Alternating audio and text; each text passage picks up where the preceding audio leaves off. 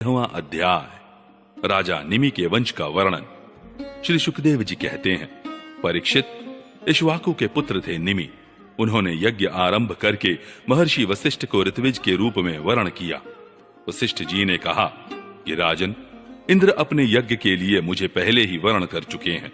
उनका यज्ञ पूरा करके मैं तुम्हारे पास आऊंगा, तब तक तुम मेरी प्रतीक्षा करना। यह बात सुनकर राजा निमि चुप हो रहे और वशिष्ठ जी इंद्र का यज्ञ कराने चले गए। विचारवान निमि ने यह सोचकर कि जीवन तो क्षणभंगुर है, विलंब करना उचित न समझा और यज्ञ प्रारंभ कर दिया। जब तक गुरु वशिष्ठ जी न लौटे तब तक के लिए उन्होंने दूसरे ऋत्विजों को वर्ण कर लिया। गुरु वशिष्ठ जी जब इंद्र का यज्ञ संपन्न करके लौटे तो उन्होंने देखा कि उनके शिष्य निमि ने तो उनकी बात न मानकर यज्ञ प्रारंभ कर दिया है। उस समय उन्होंने शाप दिया कि निमि को अपनी विचारशीलता और पांडित्य का बड़ा घमंड है, इसलिए इसका शरीरपात हो जाए। निमि की दृष्टि में गुरु वशिष्ठ का यह शाप धर्म के अनुकूल नहीं, प्रतिकूल था। इसलिए उन्होंने भी शाप दिया कि आपने लोभवश अपने धर्म का आदर नहीं किया, इसलिए आपका शरीर भी गिर जाए। यह कहकर आत्मविद्या में निपुण निमि ने अपने शरीर का त्याग कर दिया। परीक्षित, इधर हमारे वृद्ध प्रपितामह वशिष्ठ जी ने भी अपना शरीर त्याग कर मित्रा वरुण के द्वारा उर्वशी के गर्भ से जन्म ग्रहण किया। राजा निमि के यज्ञ में आए हुए श्रेष्ठ मुनियों ने राजा के शरीर को सुगंधित वस्तुओं में रख दिया।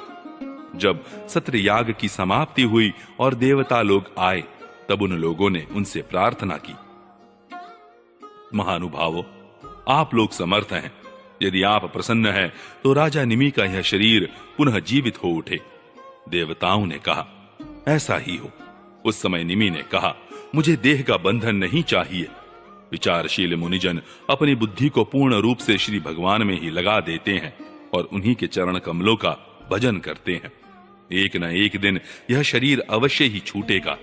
इस भय से भीत होने के कारण वे इस शरीर का कभी संयोग ही नहीं चाहते, वे तो मुक्त ही होना चाहते हैं। अतः मैं अब दुख, शोक और भय के मूल कारण इस शरीर को धारण करना नहीं चाहता। जैसे जल में मछली के लिए सर्वत्र ही मृत्यु के अवसर हैं, वैसे ही इस शरीर के लिए भी सब कहीं मृत्यु ही मृत्यु है। देवताओं ने कहा, मुनियों, राजा निमि बिना शरीर के ही प्राणियों के नेत्रों में अपनी इच्छा के अनुसार निवास करें। वे वहां रहकर सूक्ष्म शरीर से भगवान का चिंतन करते रहें। पलक उठने और गिरने से उनके अस्तित्व का पता चलता रहेगा। इसके बाद महर्षियों ने यह सोचकर कि राजा के न रहने पर लोगों में अराजकता फैल जाएगी, निमि के शरीर का मंथन किया। उस मंथन से एक कुमार उत्पन्न हुआ। जन्म लेने के कारण उसका नाम हुआ जनक। विदेह से उत्पन्न होने के कारण वैदेह और मंथन से उत्पन्न होने के कारण उसी बालक का नाम मिथिल हुआ। उसी ने मिथिलापुरी बसाई। परीक्षित, जनक का उदावसु, उसका नंदीवर्धन, नंदीवर्धन का सुकेतु, उसका देवरात, देवरात का बृहद्रथ, बृहद्रथ का महावीर्य, महावीर्य का सुधृति, सुधृति का धृष्टकेतु, धृष्टकेतु का हर्यश्व और उसका मरु नामक पुत्र हुआ। मरु से प्रतीपक, प्रतीपक से कृतिरथ, कृतिरथ से देवमीड़, देवमीड़ से विश्रुत और विश्रुत से महाधृति का जन्म हुआ। महाधृति का कृतिरात, कृतिरात का महारोमा, महारोमा का स्वर्णरोमा और स्वर्णरोमा का पुत्र हुआ हिरस्वरोमा। इसी हिरस्वरोमा के पुत्र महाराज सीरध्वज थे। वे जब यज्ञ के लिए धरती जोत रहे थे तब उनके सिर के अग्रभाग से सीता जी की उत्पत्ति हुई। इसी से उनका नाम सीरध्वज पड़ा। सीरध्वज के कुशध्वज, कुशध्वज के धर्मध्वज और धर्मध्वज के दो पुत्र हुए, कृतध्वज और मितध्वज। कृतध्वज के केशीध्वज और मितध्वज के खांडिक्य हुए। परीक्षित, केशीध्वज आत्मविद्या में बड़ा प्रवीण था। खांडिक्य था कर्मकांड का मर्मज्ञ। वह केशीध्वज से भयभीत होकर भाग गया। केशीध्वज का पुत्र भानुमान और भानुमान का शतद्युम्न था।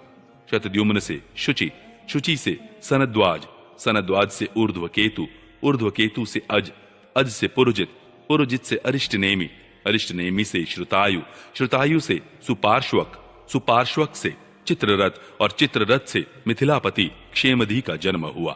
क्षेमधि से समरथ, समरथ से सत्यरथ, सत्यरथ से उपगुरु, और उपगुरु से उपगुप्त नामक पुत्र हुआ। यह अग्नि का अंश था। उपगुप्त का वस्वनंत, वस्वनंत का युयुध, युयुध का सुभाषण, सुभाषण का श्रुत, श्रुत का जय, जय का विजय और विजय का ऋत नामक पुत्र हुआ।